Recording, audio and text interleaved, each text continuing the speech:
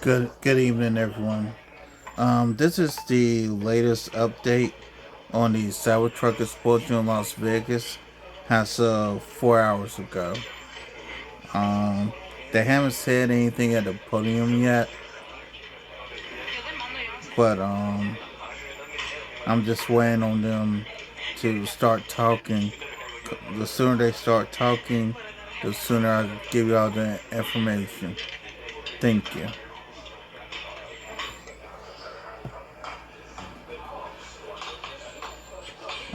While they waiting here, um, please give me a like, share, and subscribe at Cases and Cams with Dan Cunningham on YouTube. And here on Rumble, give me a like and give me a follow. Thank you very much. And also on YouTube, at Danny Omega, give me a like, share, and subscribe, please. Thank you very much.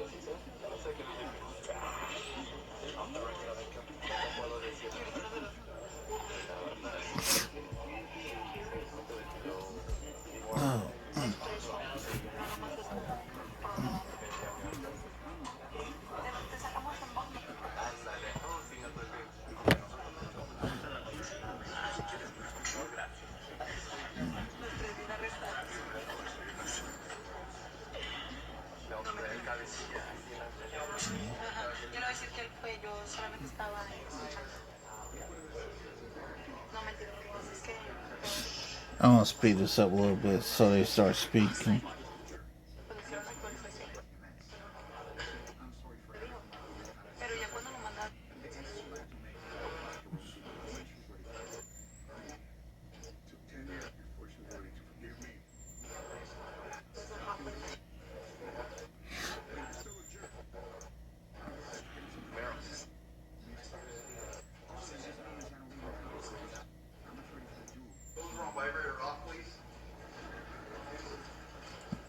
There goes somebody.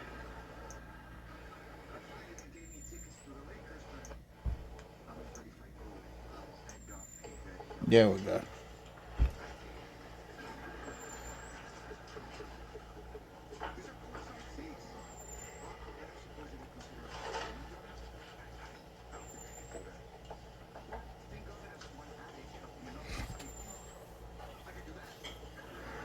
All right, good afternoon, everybody. My name is Kevin McMahill. I'm the sheriff for the Las Vegas Metropolitan Police Department. Over the last couple of days, since the bombing and death of the individual inside of the Tesla at Trump Towers, we've had a number of priorities that we've been trying to accomplish over those days. The first one of those priorities was to confirm that there's no further threat. I think we've completed that. The second was to positively identify the suspect. We've also done that today. I can confirm that that is Matthew Livelsberger. We also wanted to confirm that there were no other actors involved in this incident. I believe we've done that. You'll hear much more about that as we move forward today. We've also today, I'm going to be able to share with you some of what we believe to be his plans and motives as to why he conducted this attack. Now, before we go on, I want to just address a couple of things before we get too far along here. I want you to know that we're very well aware of a podcast that is going around today and the contents of the letter in that podcast. And I just want you to understand that since we've been conducting these press conferences, I have only given you information that we have verified and deemed to be factually accurate. We've been aware of that document for a while now, and we still have not completely gone all the way through that and verified that entirely. We are in one of the two telephones and one laptop, so one telephone and one laptop that we still have not been able to get into. There is one cell phone that we are getting into, and I can tell you that we are barely scratching the surface and almost hourly receiving additional information requiring substantial investigative effort on the part of this joint investigation between ourselves, the FBI, and the ATF. And so, again, while I understand all of that is out there, I believe it is our responsibility to give you what we know to be a fact, and that is what I will continue to do as we move forward. A couple of questions came up in regards to the positive identification of the suspect in the vehicle. I want to give you a couple of photographs as to what it was that we had some conversation around, because there's some tattoo comparisons that we needed to do. And in those tattoo comparisons, in this particular photograph, you can see a tiger tattoo, and there's a secondary tattoo on the stomach that the wife had told us about. You can see that some of it is burnt, some of it is not burnt, and while the body was still in the vehicle, we were unable to identify those specific tattoos until we were able to remove some of it.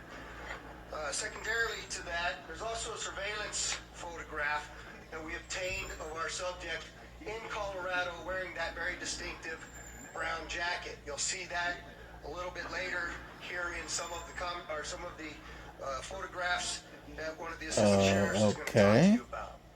There's also a lot of conversation that I hear out there about the fact that the identifications, the credit cards, and the number of things that I provided to you previously did not show up as burnt in the explosion in the vehicle. And so I did think it was important for me to address a couple of those issues so you understand. Yeah, why wasn't all that stuff burned up?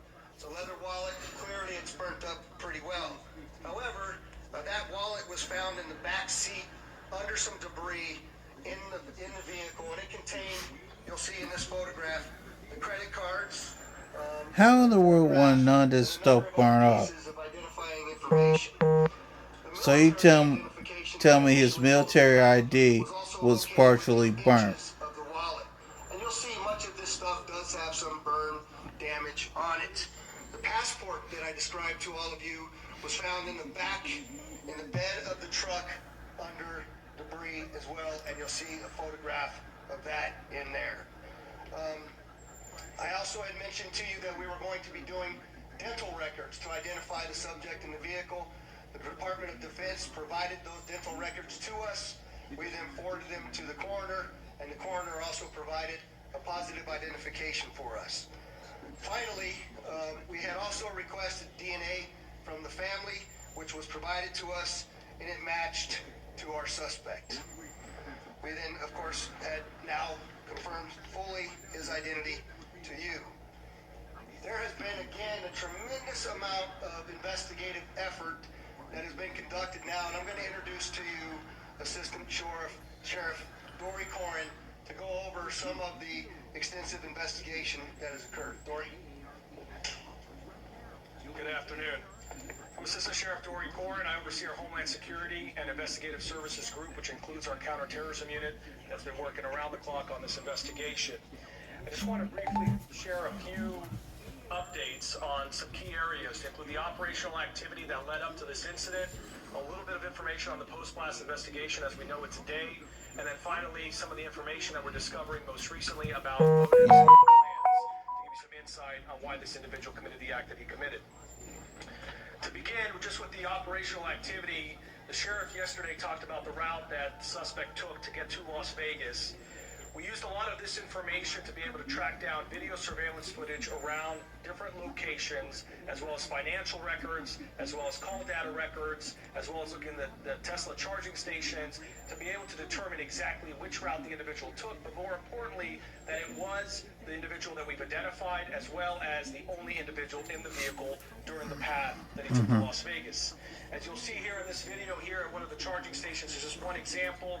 You'll see our suspect here. He'll exit the vehicle. He'll walk around the vehicle at different times. At one point, you're going to see that he opens the door of the vehicle. He retrieves a coat. He puts that coat on, and you're going to see that at different parts to include the photo that the sheriff talked about just a few minutes ago. We use this video information as well as what I said earlier about the financial records in terms of purchases being made with different credit cards, call data records, video key fitness at multiple locations, trying to use all of that to corroborate that the individual that we've identified is the same individual that drove that Tesla during that route that we've identified to Las Vegas. In addition to that, we also talked about the phones that were recovered. There were 2 phones that we recovered from the vehicle. Both phones were damaged. We are still trying to access the data in one of the phones, but we have has done a really good job accessing the data in one of the phones that was recovered. You can see the phone here in the vehicle. It's very burnt from the outside. You can see another image here. But we're able to take this phone and be able to extract I'm surprised the phone still works. and in that, we've Burned up as that phone is. but one thing in particular is there was an application in there that the suspect used to take notes. In that application, one of the notes is titled Surveillance Log by the Suspect. It appears to be more of a journal of activity. It dates for about 10 days leading up to the incident, from December 21st to December 31st of this past year. In that surveillance log, or as we would like to call it, a journal, because it's more of a diary of activity that he's conducting, we identify multiple locations that match what we have in the route. We identify activity that we've matched. So, for example, him purchasing firearms, him purchasing camping equipment, or other types of equipment that were used in this incident matched what our data showed in terms of the route and the video surveillance we were recovering along that route. Beyond the operational activity, I want to also get a little bit into the post-blast investigation. So, make no mistake, this is a suicide vehicle-borne improvised explosive device, or short, it's a suicide VBID. We know also, as mentioned by the sheriff yesterday, there was a self-inflicted gunshot wound by the suspect. The coroner is very specific. In their examination, it was an intraorbital gunshot wound, which essentially means that the suspect put the firearm in his mouth and discharged the gun, and ultimately the round came out to the left side of his head. So in other words, he executed In himself. addition to that, in terms of our assessment of the post-blast to confirm that he's the only individual involved and the only individual in the vehicle, we did a variety of video and photo comparisons to match the clothing. So if you look here, for example, this is a video in Las Vegas, and you're going to see in a moment here where he parks the Tesla truck, he comes out, and you're going to see some descriptive clothing that matches some of the other video that we've recovered along the route.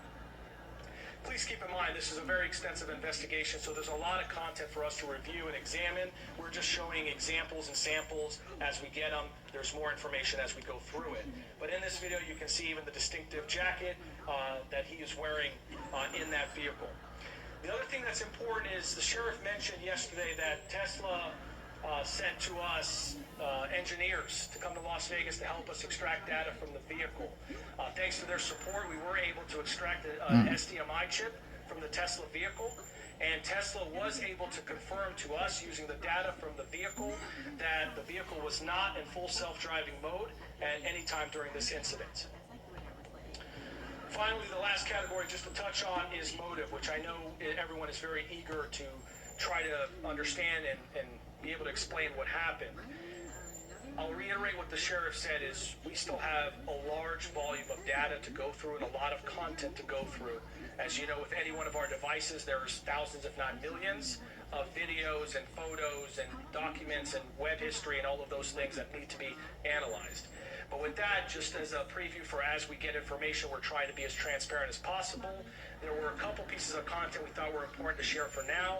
One is in the note application, he seemed to have 2 letters. One letter in particular, as you can see here, this is an excerpt from that letter. He says, fellow service members, veterans, and all Americans, time to wake up. We are being led by weak and feebless leadership who only serve to enrich themselves. He goes on to explain a variety of other grievances and issues, some political, some personal, a variety of other things which we will do our best to release very quickly here. But then there's a second letter where there's some more excerpts. This one seems to be dated after the fact in that notes application. And in there, you can read a couple of the excerpts. We are the United States of America, the best country, people to ever exist. But right now, we are terminally ill and headed towards collapse. This was not a terrorist attack. It was a wake-up call. Nah, this sounds like old school MAGA playbook. Violence. What better way to get my point across than a stun with fireworks and explosives? Why did I personally do it now? I need to cleanse my mind of the brothers I've lost and relieve myself of the burden of the lives I took. I'd like to just also expand on that and understand that these are just excerpts. In there, he does offer additional information that is varying on the spectrum in terms of political grievances, issues about conflicts elsewhere, not here, domestic issues, societal issues, a variety of other things, including personal challenges as well. We are intending to release those initial letters so people can understand best they can what the person's thought process was at one point in time. However, please understand there is still a lot more content to go through, and that may change. There may be a lot more information that we recover that explains either more or shows a change in mindset at different times. Just before I turn it over to FBI Special Agent Spencer Evans, I just want to take a note and just mention what the sheriff said, which is our counterterrorism section. This has been working around the clock, 24/7, tirelessly, truly through the night. They are second to none, and we really appreciate everything they're doing. With that, turn it over to the FBI. Good afternoon. My name is Spencer Evans. I serve as the Special Agent in charge of the FBI's Las Vegas division. I'd like to express gratitude for everyone that's here today, and especially the partnerships that Sheriff Corrin just highlighted. It's been seamless collaboration between the FBI, ATF, Army, CID, Las Vegas Metropolitan. I'm still surprised that the identification didn't get burned up. That's a little weird. For which agency, and it's been outstanding collaboration. We do have significant updates that we're sharing with you from an investigative standpoint, but just want to reiterate, as Sheriff Corrin mentioned, there is still a lot of ongoing investigation. We have terabytes of data that we have to analyze. We have outstanding search warrants and subpoenas, interviews that are being conducted around the globe as we try to paint a comprehensive picture of exactly what happened. That being said, we do feel confident that we have a much better sense of how we arrived at the events of the 1st of January and additional information that we can provide. So I'd like to first begin by addressing something that continues to be widely speculated, whether or not there was any connection between what happened in New Orleans on New Year's Day and then the incident here in Las Vegas just a few hours later. Just to be clear, there is no evidence that these two events are connected. The only things that we have connecting them are incidental, what we believe to be coincidental similarities, in that both vehicles were rented through the same service, that they were both subjects served in the military, that they both stayed at an Airbnb, things like that. We've identified no telephonic or email communication between the subjects, no information that suggests that they knew each other, that they ever served in the same unit, that they were ever assigned at the same place at the same time and had interaction, and no witness interviews have corroborated or provided any information that the two events are connected in any way. In similar fashion, we have not identified any connection between this subject and any other terrorist organization. During the FBI's international investigation to date, as I mentioned, we have interviewed family members, friends, the subject's associates, and military members that he served with around the globe. Through these interviews, we've found that the subject held no animosity towards the president-elect. That's something that's also been reported. Investigative steps have discovered, and information from the Army indicates, that he likely suffered from PTSD, and we are also aware that there were potential other family issues or personal grievances in his own life that may have been contributing factors. Again, we're looking into all of that. It's evident that the subject considered, planned, and thoughtfully prepared for this act alone. That's what we believe, and we have no information to the contrary at this point. The FBI has been able to confirm some of this through the utilization of video footage in public areas as he traveled from Denver to Las Vegas. We have video footage that shows that he is. But why was he going in a big ass circle instead of a straight line? That was weird, the way he traveled. The FBI, as the sheriff indicated, facilitated obtaining DNA from a family member that was able to be conclusively matched to confirm the subject's identity. As Sheriff Corrin mentioned, although this incident is more public and more sensational than usual, it ultimately appears to be a tragic case of suicide involving a heavily decorated combat veteran who is struggling with PTSD and other issues. Yesterday, I wanted to highlight, I mentioned... Okay, so they're not calling it a terrorist attack, okay? Sheriff McMail will talk about this. It's now, floating around there on podcasts. This is a tip that the FBI received after the bombing occurred that seemed to describe some of the personal grievances that the subject may have held. We still have not conclusively determined that that's from the subject. We feel confident based on evidence that we're uncovering on his devices that was in fact from Leifelsberger. I want to reiterate that, prior to this incident, the FBI did not have any information on this subject. He was not on our radar. He didn't have criminal history. There was nothing that we would have been looking into him for up until this point.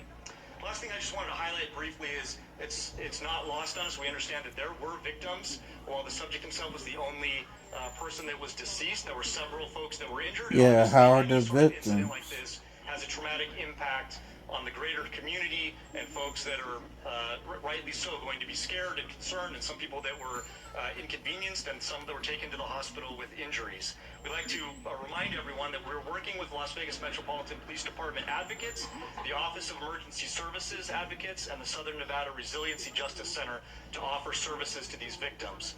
We recognize that there may be victims that are yet unidentified, so for those that might be suffering or otherwise impacted, we'd ask you to reach out to the FBI at 1-800-CALL-FBI. And in similar fashion, as we reiterated yesterday, anyone who has tips related to the subject or this particular incident, please call us at 1-800-CALL-FBI or submit a tip online at tips.fbi.gov. And with that, I'll turn it over to the Assistant Special Agent in Charge from the ATF, Kenny Cooper.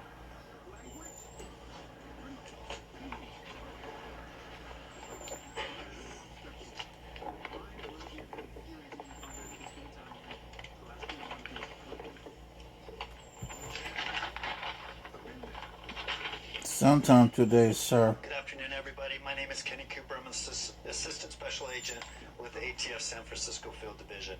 I have some very quick resource updates. ATF has brought in some of our top experts from our National Response Team that will assist with the sifting through the debris of the Tesla. And that's an abundance of caution to make sure that we've got the initiation sequence identified as best we can from the evidence that survived the thermal event of this explosion, and to ensure that no other bad actors were involved in the initiation of that device. Also, my second update is to the firearms purchased by our subject on December 30th, 2024. Our ATF investigators were able to track down that lawful purchase at a gun store in Colorado. Our subject arrived in that gun store by himself on December 27th and initiated the ATF Form 4473 and actually paid for those two firearms that were recovered from the Tesla on the 27th, and was the sole occupant of a vehicle arriving and departing that on that date. And then on the 30th, we have video evidence of our subject entering that gun store as the sole occupant of the Tesla. He actually received and transferred those two firearms and took into his possession at that time, and departed as the sole occupant in the Tesla. Those are the two updates that I'm here to provide to you at this time. Thank you.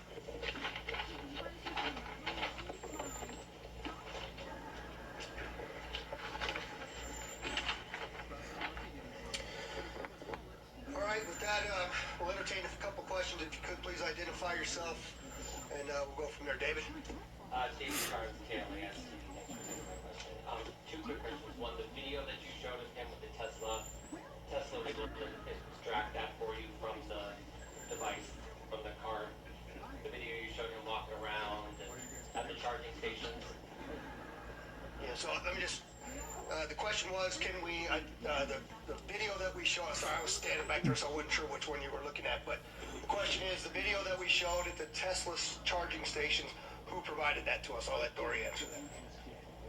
Without getting too far into the technicalities, there are various components in there that were retrieved. The SDMI card, it was not where the video was retrieved from. That was where we got the data to be able to determine that it was not in self-driving mode.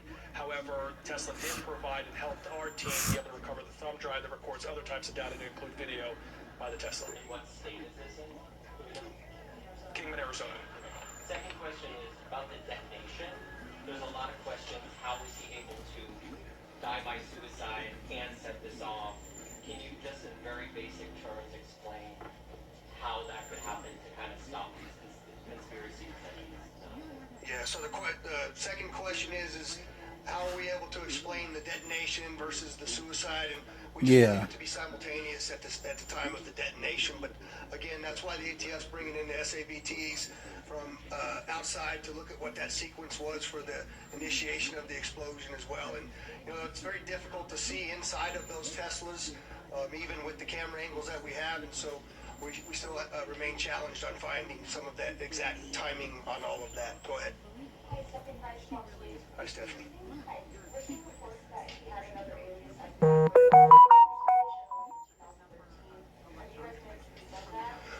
So the question is, if we knew of a alias of Matthew Berg and he had been previously on a television show, we've seen that reporting but have not verified that reporting. Mind you?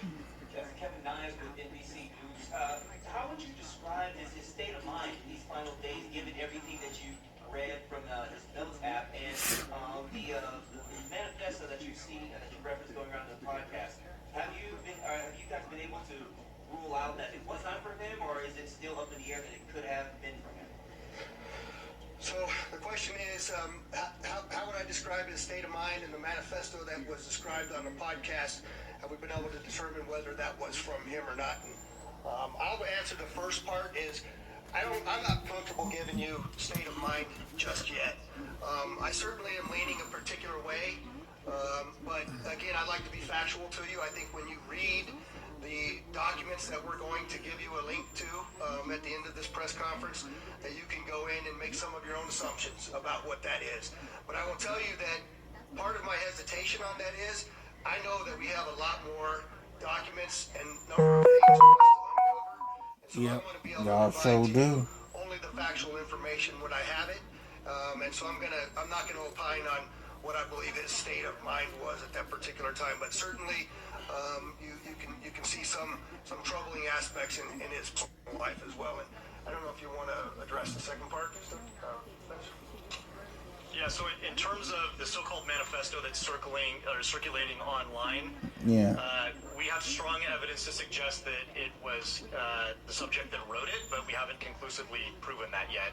And that evidence relates to other evidence that we're finding that we're able to compare that lead us to believe it was in fact him who sent it.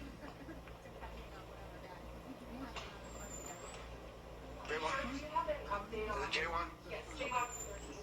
Do you have an update on the conditions of the other people who are injured?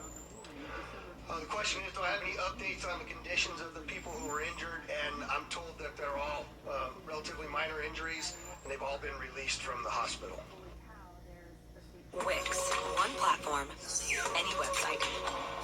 Unlimited creation. Describe your needs and goals. An AI Sorry will about the transform your ass, tailored y'all. brief into a unique website that's ready to perform in minutes. Wix. Mr. Drummond, with News3, as you were showing us these excerpts, can you say why definitively he chose the Trump International Hotel and why he decided to come here to Las Vegas? And the question is, with the excerpts that we showed, can we definitively identify why he chose the Trump Hotel Tower location as well as Las Vegas? And the answer is no. In fact, I think when you read through some of that, you might find that there were some other considerations as well for other locations. We can't verify all of that at this point, and so that's why I haven't talked about that publicly. Do you know what other locations he was considering, and were they here in Nevada? There was one location in Grand Canyon that was specifically talked about there, but we haven't been able to verify anything as well. All the way in the back. Melissa Zuniga with Univision Las Vegas. Thank you for taking my question. In regards to what happened in New Orleans, I know that you guys mentioned it's a coincidence, but what main evidence makes it different to what occurred over there? That is not being considered a terrorist attack. So the question is why don't we consider what happened in New Orleans and what happened in Las Vegas connected? And the simple answer to that is we don't find anything to actually point us in that direction. There are those coincidences that we have spoken very openly about, but we have not found throughout this entire investigation anything that ties the two attacks directly together. Go ahead in the back.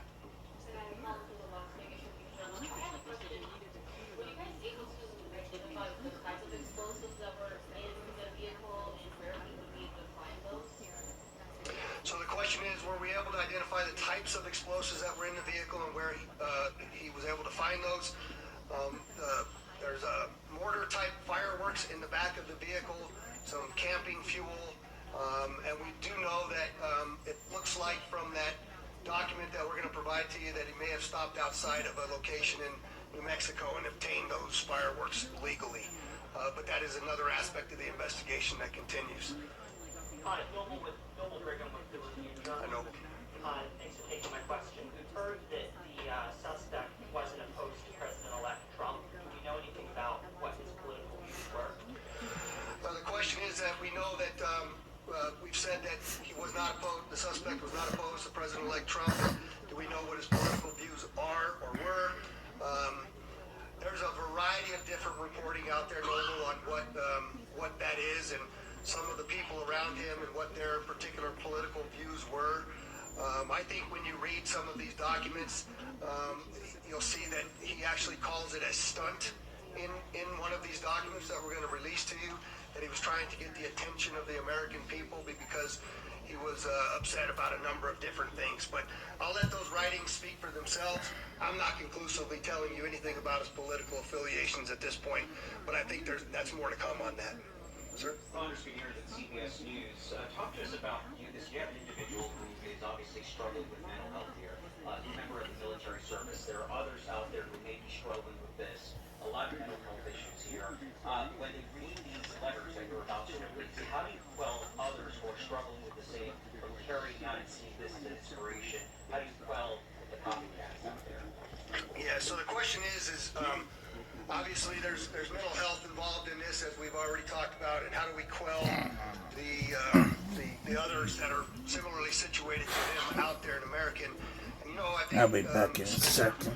Riley talked about this for a moment is what you can tell by looking at this, that PTSD from a highly decorated United States currently serving military individual, from what I'm told was 5 tours of combat, obtained some of the highest awards you can get.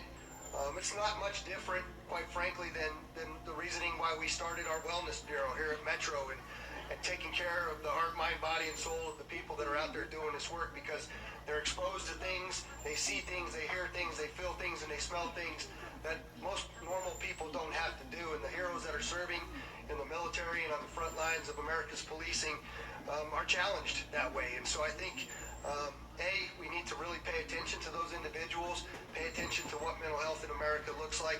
And I think this is just one more incident that brings that to the forefront of where it is that we are in talking about these types of things. I'll take one more. Sure. Do you know why you chose Cybertruck? Were you trying to send a message?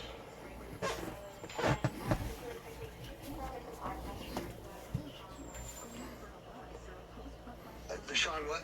The Sean Ryan podcast. Is that the? Yeah. Okay, So, well, I'm can just I tell done. you why he chose the Cybertruck? Is the first question? No, not really. I haven't been able to find anything definitive about it. Secondly, is the Sean Ryan podcast, and that's the podcast that I'm referring to. And I'm sorry, there was one more hand over here that.